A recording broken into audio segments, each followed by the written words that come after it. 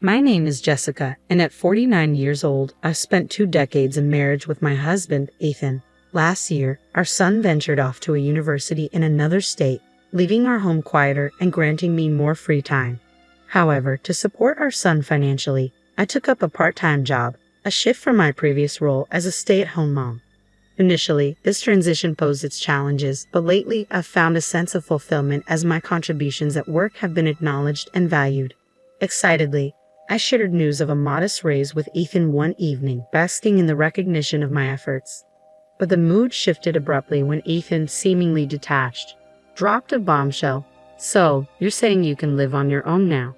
Confusion clouded my mind as I tried to comprehend his words. Then, with a smirk on his face, he disclosed that he had found a new girlfriend and saw no need for our marriage anymore. Stunned and shaken, I couldn't process the suddenness of his declaration. "What do you mean?" I stammered, the ground feeling unsteady beneath me. His callousness cut deep as he dismissed our marriage with ease, instructing me to procure divorce papers the next day.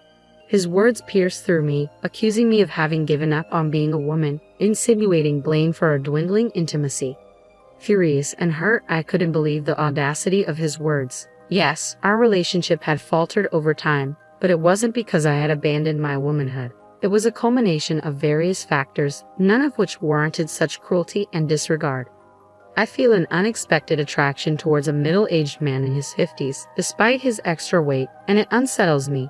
Frustrated and bewildered by my own feelings, a mix of anger and amusement bubbles up, causing me to burst into laughter. "I'm tired, busy. It's a hassle," I manage between chuckles. "You were the one dodging me with those excuses, and now suddenly you want to play the man card. That's rich." But my laughter fades when I see Ethan's face darken with anger. His tone shifts, laced with bitterness and disrespect, as he lashes out with harsh, vulgar words. His posture exudes arrogance as he leans back, crossing his arms, boasting about his apparent affair partner, Ashley. "Ashley is different," he sneers, mocking me for my excitement over a modest pay raise. "She's head over heels for me, calling me the best boyfriend ever. Look at you, thrilled over a tiny raise. How pathetic." With a sense of superiority, Ethan regales me with details about Ashley, emphasizing her youth and vitality. "She's in her mid-20s, working in the nightlife scene for over a decade," he boasts, ignoring the vast age gap between us and the fact that we have a son nearly 20 years old. It's a stark reminder of the unorthodox dynamics of their relationship with a partner barely older than our own child, now expecting a child of her own with Ethan. I felt like I was losing my mind, drowning in a sea of revulsion. Life, I believed, should be about love, but not the cold, hardened kind that Ethan embodied, resembling a moldy rice cake. No, love should be vibrant, enduring, like the fresh, plump skin of Ashley. That, to Ethan, seemed worth every penny, a love that justified spending money. With a tongue rolling with fervor, my husband ranted, extolling the virtues of love bought with wealth. His eyes sparkled with desire for Ashley, while he turned a blind eye to his own aging self. When I dared to confront him about Ashley's motives, he erupted in a whirlwind of anger. "It's not about money, it's about love," he spat, his words dripping with venom. And then, with a chilling finality, he declared his intention to marry Ashley, ordering me to pack my belongings and leave.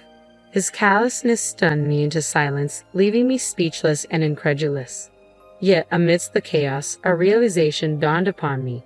The last time Ethan had uttered the word love to me felt like eons ago. I couldn't help but find the situation absurd, for I knew, with time, Ethan's fervor for Ashley would wane, just as his affection for me had dwindled. In the end, his venomous words would find a new target, directed at Ashley herself. And as I stood there, absorbing his disdain, I couldn't help but pity him. Pathetic indeed. I should have seen the signs long before we exchanged vows.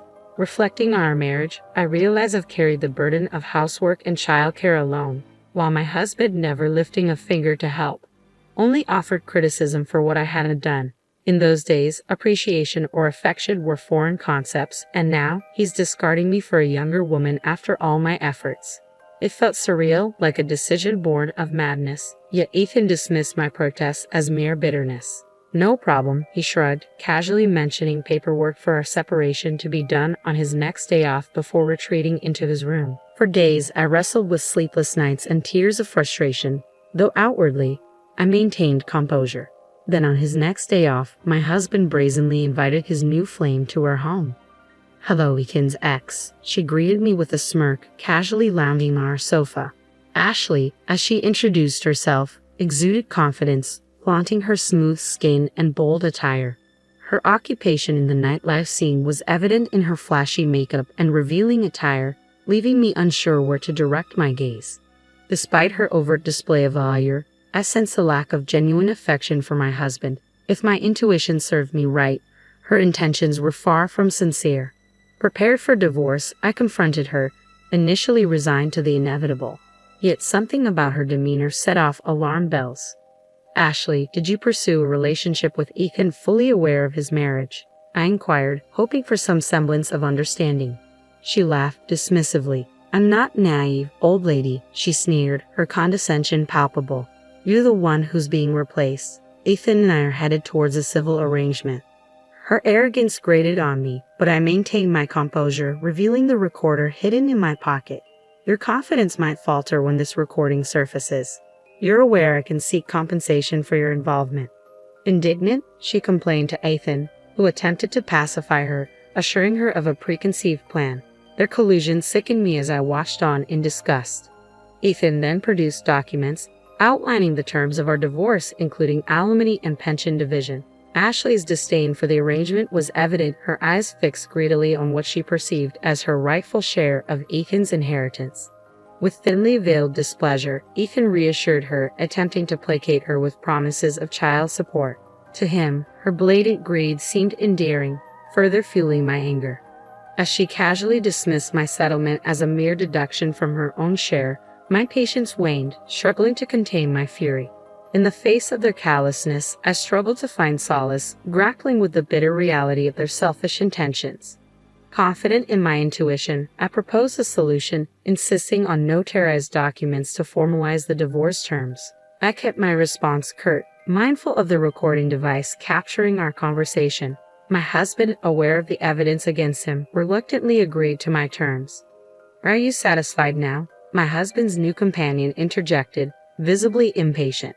"Make sure you're gone by the end of the month," she demanded, clearly eager to take over my role in our home. With the notarized document finalized, our divorce proceeded swiftly.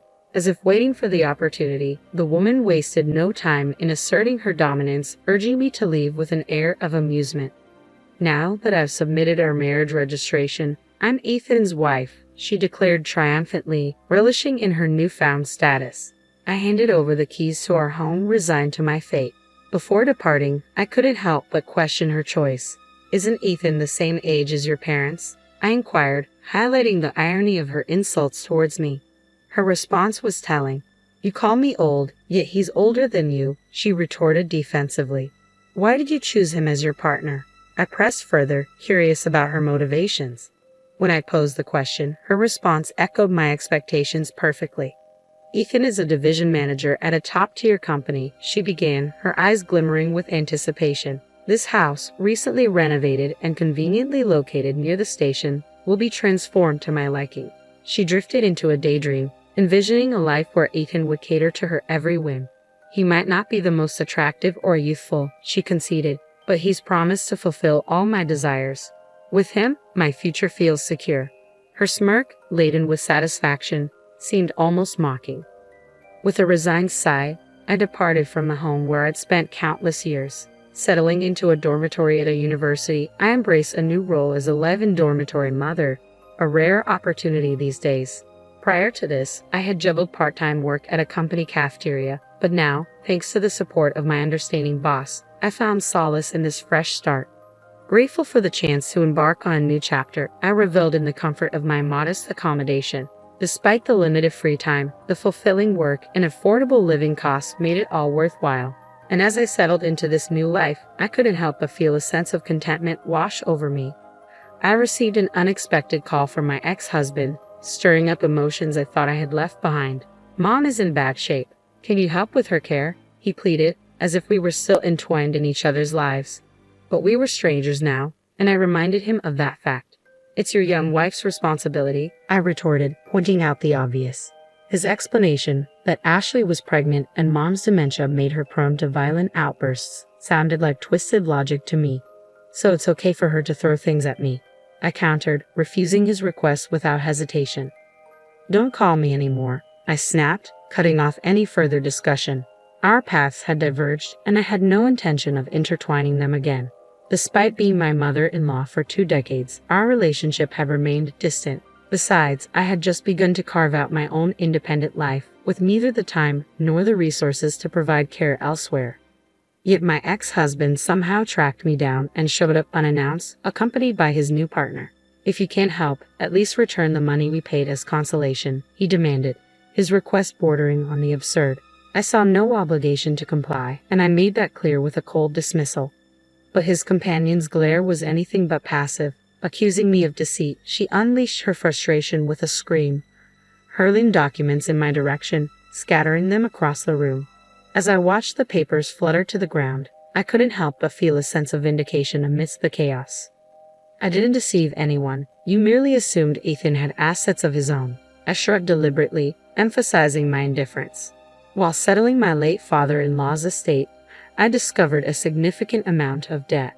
Disclaiming the inheritance could have resolved the issue, but Ethan had already taken action. He terminated his father's mobile contract and sold off household items and valuables for quick cash. Unfortunately, this violated the law, preventing us from disclaiming the inheritance due to prior interaction with the assets. With a hint of triumph, I explained how Ethan's actions had left him and his partner responsible for the debt. Ethan dumped all the inheritance paperwork on me without heeding my advice, I accused, turning to address Ashley directly. Did you use that money to further your relationship with him? I demanded, frustrated by their disregard for the consequences. Ethan argued, claiming I should have informed him sooner. But that's precisely what I had been trying to convey. Their failure to listen and take responsibility together only exacerbated the situation. I knew nothing about this, I asserted, watching the woman grow pale and flustered. So you're just going to pretend you're innocent and run off with the money? They pressed me hard, but I remained unfazed. It's ironic you say that, I retorted. If you hadn't cheated, you wouldn't have needed money for your affair. You could have relinquished your inheritance, I pointed out, the frustration evident in my voice. You're the one who caused this mess. He groaned and retreated while I turned my attention to Ashley. You knew he was married, pursued him for his assets, had a child, and then kicked me out. This is the position you wanted, isn't it? I admonished, feeling a surge of anger. And as for you, I continued, addressing my ex-husband, remember the notarized divorce documents. I received alimony, pension division, and child support from Ethan. But beyond that, I can also claim alimony from you. Her disbelief turned into insults, but I stood my ground. I would have let it go if you hadn't come up with absurd demands like taking care of his mother or returning the alimony I received. I declared, my resolve unwavering. As she ran off, I turned to Ethan, his tearful plea falling on deaf ears. No way. Please leave, I insisted, unmoved by his sudden show of remorse. He didn't deserve any mercy, considering his past actions. True to my expectations, the woman vanished, leaving behind only a divorce notice. It turned out our pregnancy was a lie too. Left to grapple with his debt and his mother's care, my ex-husband withered away from stress and overwork. Meanwhile, I found fulfillment as a dorm mother for kids the same age as my son. And as people remarked on my youthful appearance, I resolved to live honestly, free from arrogance or deceit. A cautionary tale reminding everyone to tread carefully when navigating divorce.